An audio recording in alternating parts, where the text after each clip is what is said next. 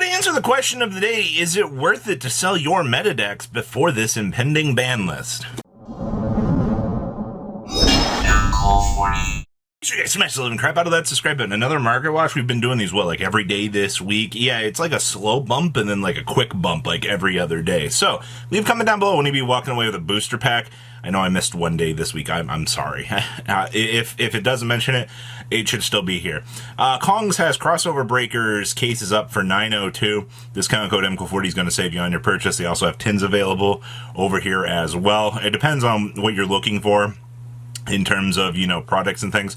But I mean, this set comes out much later in the year, so getting ahead of that. So we're going to be looking at the cost of current meta and analyzing if things are worth it to move personally, or you should hold on to it. Now, obviously, Engraver is the latest release. There's no reprint scheduled for this until next year. All right, so you are pretty much fine for this. But interesting things here. Your QCR is still worth about 2 and, 1/3 of an Engraver. So, yeah, you almost get a play set off of this thing. But right now, I do notice we were like 115 earlier in the week. It looks like we've backtracked back down to about 100 right now. So you are seeing a little bit of value being dropped off of Engraver itself. I do find that kind of interesting. A $15 decrease over like a week and a half. It's always going to be interesting. Track's still like 45, Requiem's still 40 bucks, and then of course Track Seekers are 8 bucks, and Requiem Secrets are like $2. But your high-end card, which is expected to impact so much of the future format, buckle up. I don't think that this is, you know, going to go too crazy, but it's near distant friend. I also love that you have so many Beatrices here. Wow, Beatrice has actually lost. Are we still holding it like, wow, the golds are down like $4. A lot of people are anticipating that this is going to go. I mean, I'm not surprised. We've done infinite discussions on the ban list right now. We sound like a broken record out here, but this is the one thing that you've got to consider. Now, if this goes, I mean, yes, the Fiendsmith package will lose a wee little bit of value just because of the natural impact. That'd be the day that you'd probably want to go in and pick up. Isn't it cool to see how many cards are named Beatrice? But, you know, only the first one on the Yu-Gi-Oh page matters. Okay. Diabellstar. Now this... Goodbye. Wow. I didn't even realize that the quarter centuries have actually tanked down this far. You can actually...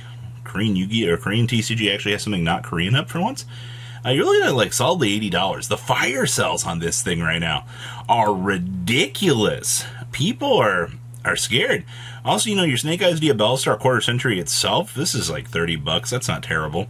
And of course, Diabellstars have fallen pretty hard down to, looks like about the $22 mark.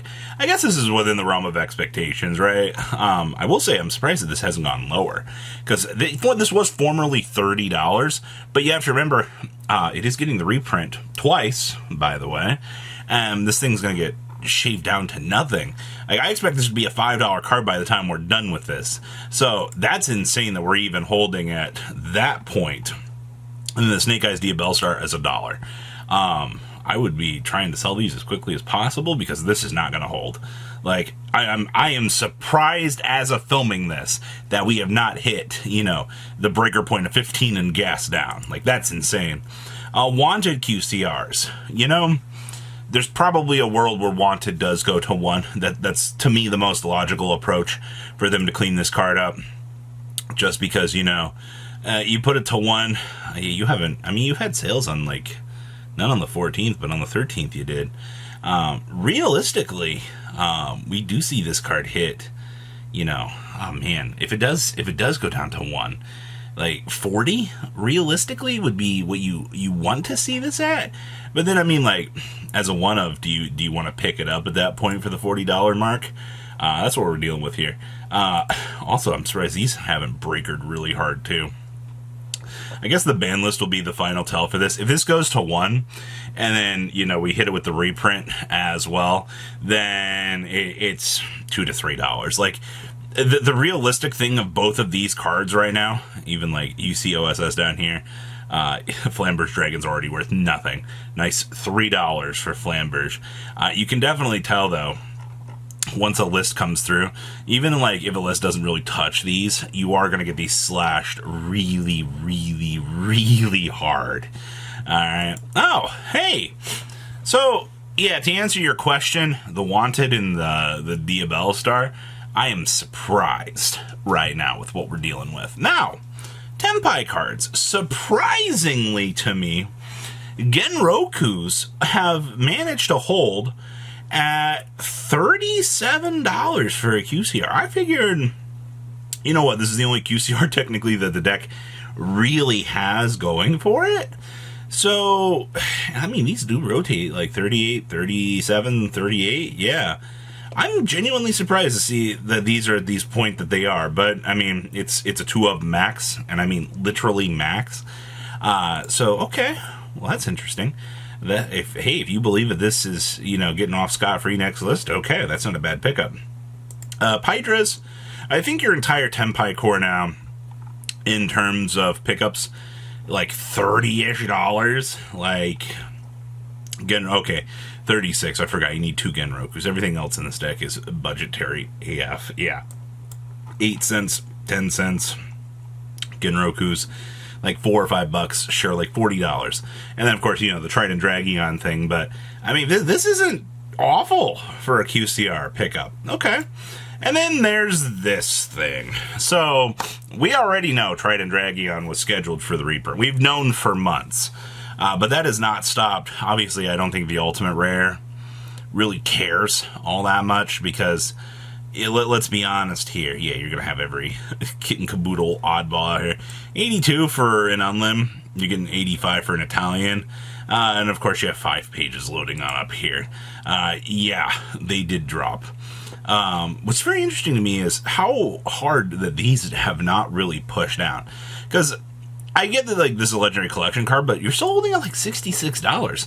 Once that reprint comes through, even if the reprint holds $5, that is going to have an immense impact on both of these. These are going to shave down probably to 30, and your secret rare is probably going to be the higher one. And then, of course, the ulti sitting as king on top of the throne.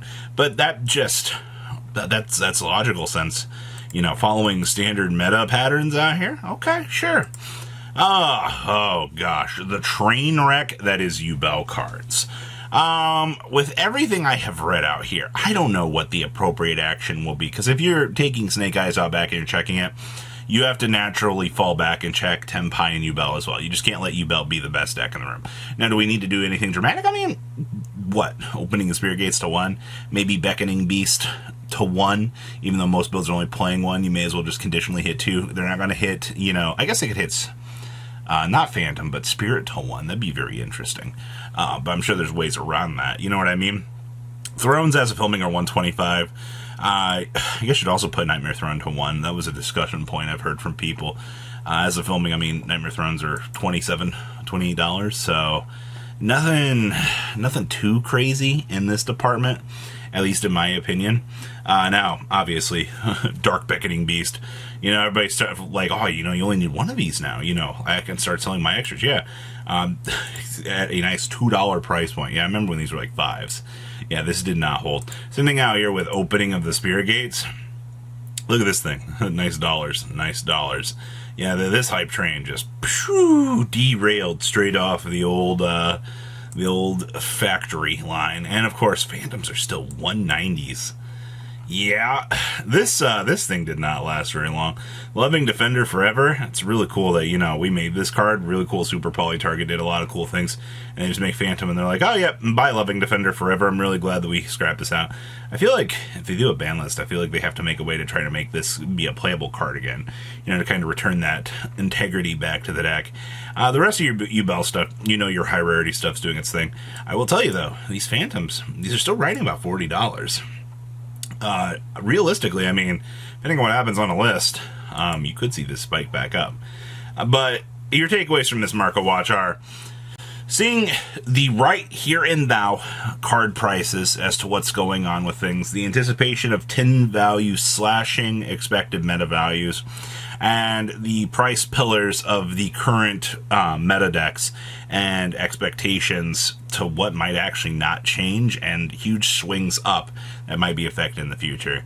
Hope you took all that away. Please comment down below, tell me what you guys think, and I will see your beautiful faces back here later in the day, guys. Peace.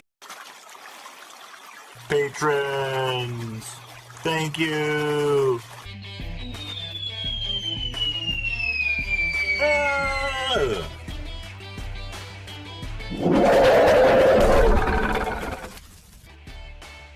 Thank you so much for watching. Check out these other videos.